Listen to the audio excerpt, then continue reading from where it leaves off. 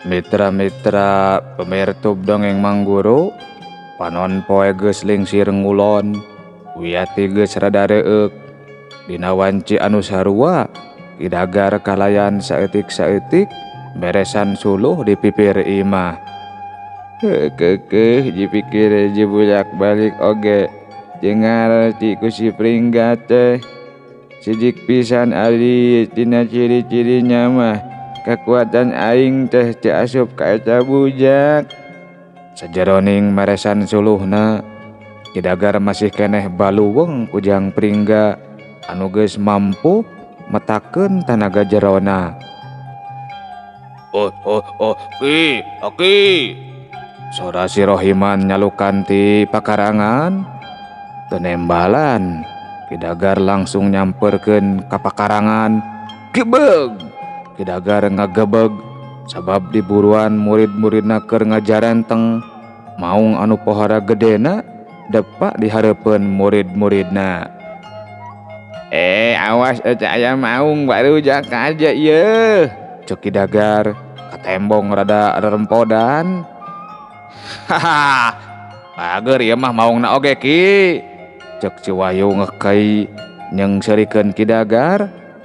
Sakedapan mah kidagar rada kurang kerung nempo 2 karung goni anu ditumpukeun dina tonggong maung. Sanggeus yakin jen eta maung teh lindeg, kidagar beki ngadeuketan ka si kakak jeung balad-baladna. Ke asa wawuh ieu maung teh. Mun teu salah mah maung jajugnya anu ngageugeuh lengkop gaur nya, ceuk kidagar nelek-nelek maung anu keur ngadakom bari ngaletakan ramo-ramo leungeunna.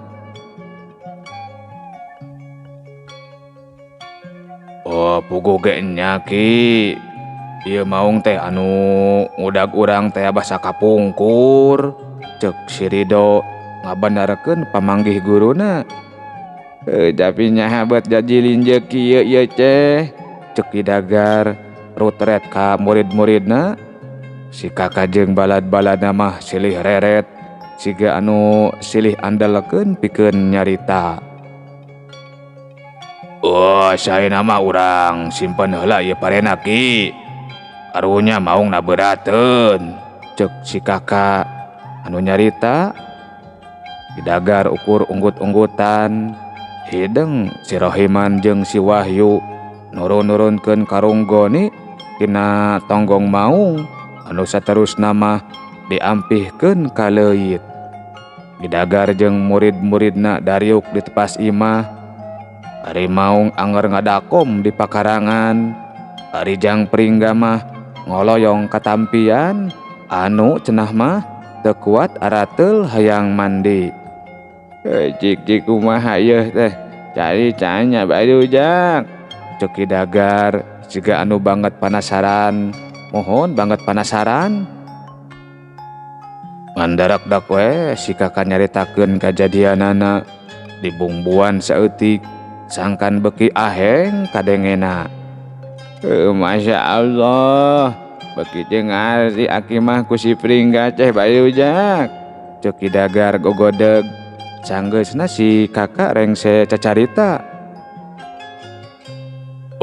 Puguh ge, abdi mah ngaraos hemeng Ki. Kan raraosan mah Jang Pringga teh tuh diajarkeun luncatan kawas mencok kitu ku aki teh apanan, ceuk si kakak nepikeun pamanggihna. Kidagar ukur hulang-huleng bari nyoo janggotna. Kurunyung Jang Pringga ditampian dina kaayaan ukur mamake sarung anu dibelitkeun dina cangkengna wungkul. Katembong sok sanajan leutik tapi kekeran awakna mah geus mimiti atra. Meng, jeung uih heula ieu mah. Nuhun nya tos mangbangulkeun pare, ceuk Jang Pringga ngarandageul hareupeun maung. Gaur, maung ngagaur, ledot ngaletakan pipi Jang Pringga anu saterusna mah indit ninggalkeun eta patempatan. Kidagar jeung murid-muridna bati celeumeut we neuteub ka Jang Pringga. Jalu peringga ari hijab isaha ajar julus ulun cacan cek ye cek Kidagar neutep jang peringga anu geus milu ngariung di tepas imah. Panti aki atuh Ki, palon jang peringga singet. Sok jujur we atuh ka aki Jalu, pan aki mah teu ngajarkeun jurus anu kicu, cek Kidagar rada ngadesek. Pada diacu ke laki tirisnya, cek jang peringga malah cengkat. Anu saterusna mah ngoloyong ka jero imah. Teu bisa kukumaha. Kidagar jeung anu sejena bati gogodeg nempokeun pamolah jang peringga. Sika aya anu disamunyikeun ku eta bujak teh, geurentes Kidagar dina jeroning hatena.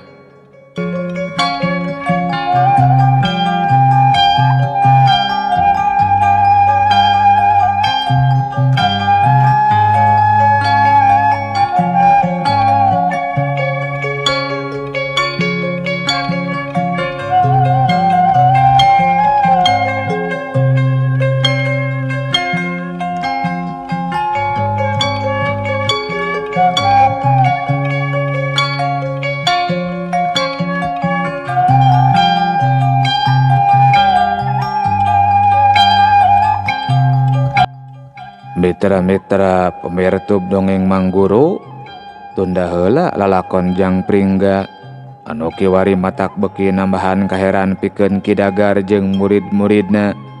Ayeuna urang samper deui kahirupan Nyirilis anu tetep nganjrek di imah nama Oci. Ngelentrungna sora kohkol anu dituturkeun ku sora bedug geus ditabeuh di masjid.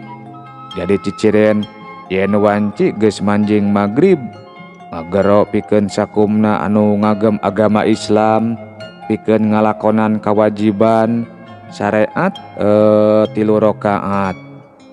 Celilis geseret-geserut ka cai, koloyong ka kamarna, samak pandan jadi titilam, nangtung lungguh nyang hareup kiblat, sanggeus mukenana mulen kana awakna. Allahu Akbar. Manteng cipta rasa madep ka Sang Hyang Wenang, bang balu hirup rareged lengkah nggoni ngalakonan takdir, ditunda heula pikeun saheulaanan mah murni suci nahonan panggero Sang Hyang Widi. Salat abdi, hirup abdi, maot abdi, Gusti anu kagungan. Harti kalimah salat dilenyepan, jimata merebei ras kadiri anu sakapeung mah sok poho, yen sagala rupi oge kagungan Gusti. Teu jarang aral subaha ku nanasiban anu sakapeung mah bet siga kejem taya ras-rasan.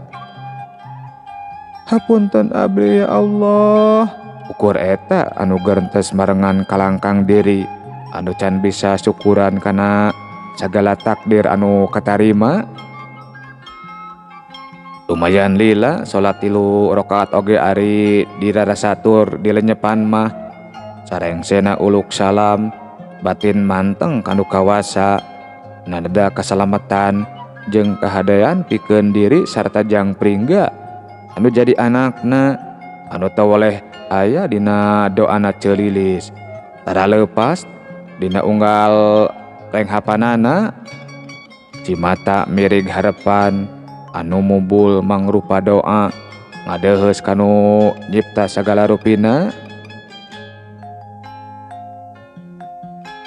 Nyai, yeuh mun geus rengse salatna, bantuan emak mungkusan wajib ka dieu yeuh. Kadenge sora Ma Oci delengkeung ti patengahan. Sanggeus ngusap banget nutup doa, Celilis kebat nyamperkeun Ma Oci anu keur mungkusan wajib waluh. Moal seueur teuing ngadamel wajib teh mak, cek Celilis ngareret ka Ma Oci. Pan ieu ge pesanan anak mah Nyai ieu. Sawareh mah keur urang. Anu sawareh deui mah keur sieu mah. Cek Ma Oci nyebut ngaran anakna. Cerilis ukur unggut-unggutan bari leungeun mah teu eureun mungkusan wajit. Nyai ieu, cek Ma Oci neuteup ka Cerilis. Cerilis ukur ngareret. Nya geus sababaraha kali si Bedoy teh ngomong wae ka emma Nyai. Cerilis kurang kerung neuteup Ma Oci. Anu eureun heula tina nyaritana. Cenah incu mah teh katarik ati. Kabandang asmara ku hideep tah kitu Nyai ieu. Cerilis ngajenghok ngadenge kekecapan Ma Oci anu samodel kitu teh. Eta kira-kirana Nyai daek atawa henteu mun jadi pamajikan incu emak tah kitu. Heuheuy dedeh, ari emak apanan abdi mah tos rada umuran. Ari Jang Bedoy mah anom keneh emak, piraku kersaeun mihukum ka abdi. Cek Celilis malah seseurian. Ih, dari ya mamah Nyai ieu.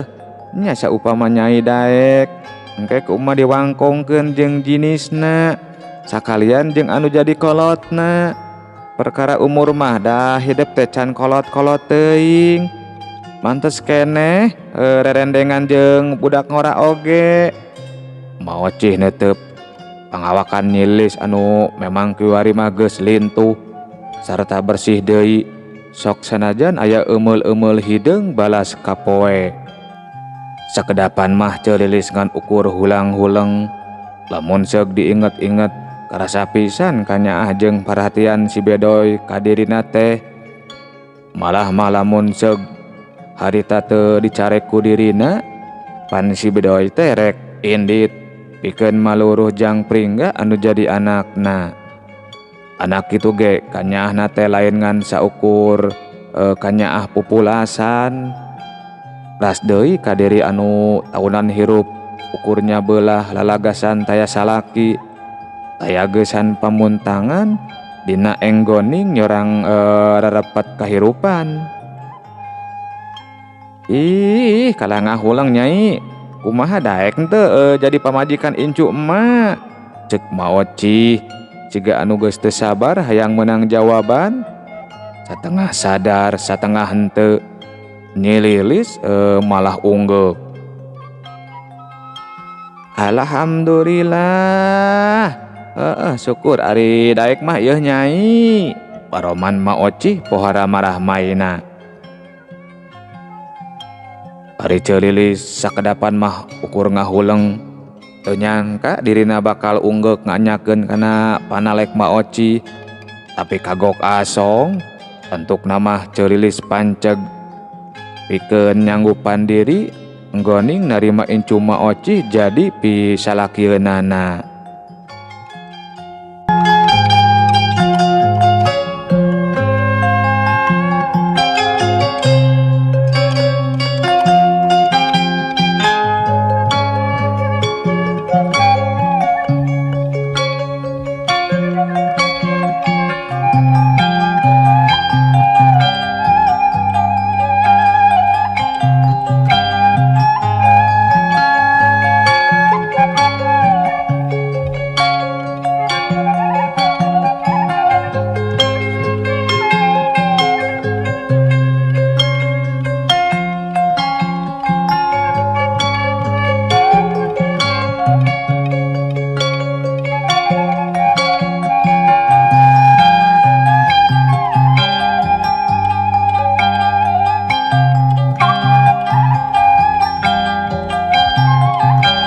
Mitra-mitra pemirsa dongeng Mang Guru, ayam jago kong korongok nu bikangna kaketok nyalukan anak alatan manggihakaneun. Maha kawasa Gusti anu maparinan kanyaah ka makhlukna. Sok sanajan kabangsaning sato sarupa hayam. Jauh beda geuning ari kangarenan kolot ka anak nama. Cacakan hayam oge sakitu nyaahna ka anak nama. mangsa manggihakaneun memeh dihakan ku dirina oge nyalukan heula anakna. Omo deui manusia anu dicipta leuwih sampurna batan makhluk-makhluk anu sejena. Manusia katungtut pikeun ngalaki rabi, tina ngalaki rabi eta ngahasilkeun katurunan anu disebut anak, boh kapasangan hirup atawa kanu jadi budak. Geus pasti nemblehkeun kanyaah anu pohara gedena. Patali jeung hiji katerangan anu netelakeun yen ngalaki rabi teh sanyana mah nyampurnakeun kaislaman. Jeung hiji deui katerangan sejen anu netelakeun yen teu sampurna iman manusia ka pangeranana saupama teu mikanyaah ka makhluk-makhlukna. Belah dieu rusiahna ngalaki rabi teh ngan kalolobaana mah kurang taliti dina geus ngalaki rabi teh gede pisan kanyaah ka makhluk Gusti anu disebut anak jeung pamajikan. Ngan hanjakal lolobana mah kurang ngarti kana maksud Gusti anu utama ku ngayakeun laki rabi eta. Lolobana ngan ukur mikanyaah makhluk Gusti dina sawates kulawarga. Sok padahal ari tujuan utamana mah ku ngalaki rabi teh bisa ngarasakeun heula kumaha nyaahna ka kulawarga, malah mandar ka sakumna makhluk Gusti oge bisa mikanyaah siga ka kulawargana sorangan.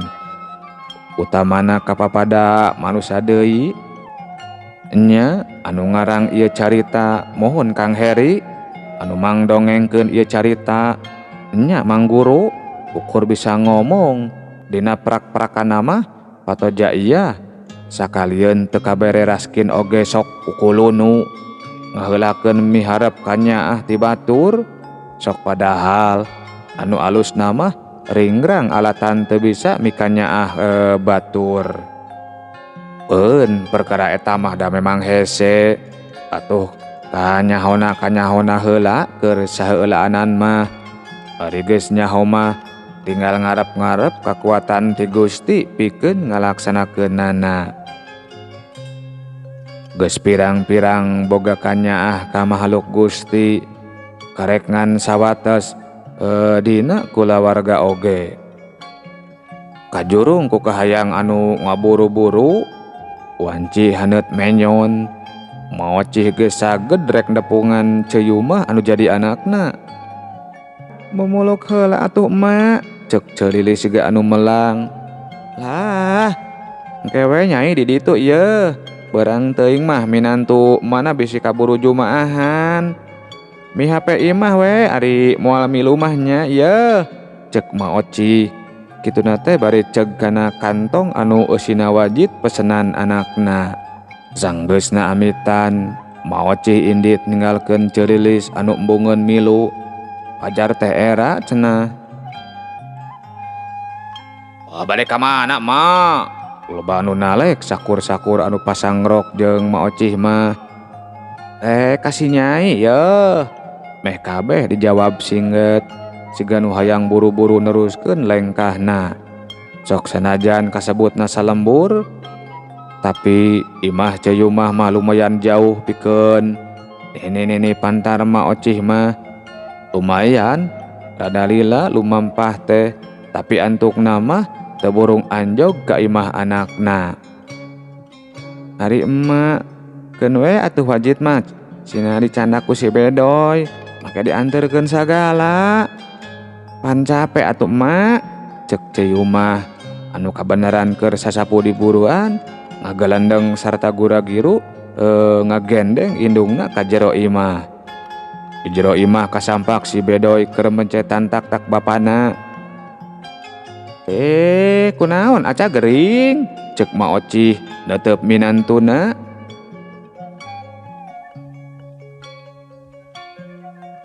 Geuning emak, asa cara rangkeul we mak.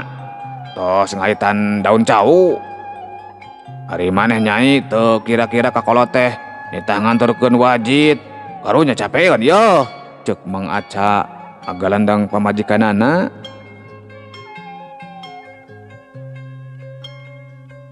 Ih, lain ini tah Jang Aca. Pogo mah teh keur hayang nganjang. Sakalian deui aya omongkeuneun meungpeung Jang Aca aya di imah tah kitu ieu. Bade aya picarioseun naon atuh emak? Ceyu mah ti karung-karung we neuteup indungna. Sanggeusna dariuk dina amparan Samak Pandan. Lain langsung ditanya Nyai. Sugahan cai heula angguran mah karunya. Cek Mang Aca, bela pisan kanu jadi mitoha teh teu nembal. Urang giru Ceyu mah ngoloyong ka dapur. Anu tekung silila oge geus ngurunyung deui bari mawa kendi jeung bekongna. Awantu memang keur hanaang. Moci langsung narimakeun cai maseuhan ti korona. Ari si Bedoy mah sanggeusna rengse mancetan bapana teh langsung kurah kero kana kantong anu eusina wajit bawaan ninina. Nah wajit menang nyeun ini malah cek si Bedoy. Cacailehakan ngadahar wajit. Lah maneh mah beuki we Bedoy, cek Ceyu mah ngadilak. Mang Aca jeung Ma Oci mah ukur nyerenge. Si Bedoy oge jadi pipilueun nyerenge nembongkeun sesa-sesa wajit anu nyarelap dina huntu kareholna. Aya picarioseun naon teh mak? Cek Ceyu mah nanya deui sanggeusna indungna geus cukup reureuhna. Ieu ngeunaan si Bedoy yeuh Nyai. Ngeunaan uing, aya naon ni? Cek si Bedoy kurang kerung. Kieu ye Jang Aca ieu mah. Anak marane teh geus sababaraha kali ditah mang nepikeun omongan yen manehna teh neundeun hate kadua leutik ka Nyi Lilis. Cek Ma Oci ngarandag heula. Baruk.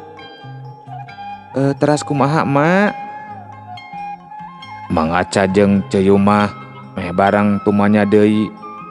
Ari si Bedoy mah ngahep-hep hayang nyaho kana omongan ninina anu saterusna.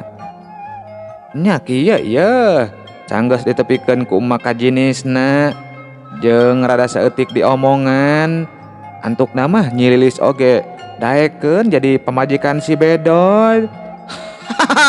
Herse. Cek si Bedoy. Kesirikna surak dibarengan ku igel-igelan sagala. Arinya ane Sardoy.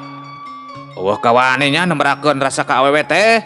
Malah nitah kanini silaing mah. Ampun. Cek Mang Aca gogodeg. Lah kawas anu enya. Pan baheula oge akang mah nitah kabatur nemberakeun rasa ka Nyai teh. Cek Ceyu mah ngadila ka salakina. Hiji-hiji Pak, hiji-hiji. Cek si Bedoy ngah kai nunjuk ka bapana. Mang Aca tungkul siga nu kaeraan. Antukna mah sararea jadi saleuseurian. Ari kitu tanya, kumaha kira-kirana satuju henteu saupama si Bedoy kawin ka Nyi Lilis? Cek Ma Oci rutret ka minantu jeung ka anakna. Ari perkawis jodoh mah kumaha budakna wae mak. Da karaos ku abdi ari tosnya mah teu ningal umur teu ningal naon deui. Nyai ari maneh satuju henteu? Tembal Mang Aca ditungtungan ku naleka pamajikanana. Sabuk pisan abdi mah Kang. Sok sanajan Nyi Ijot saluhureun anak urang.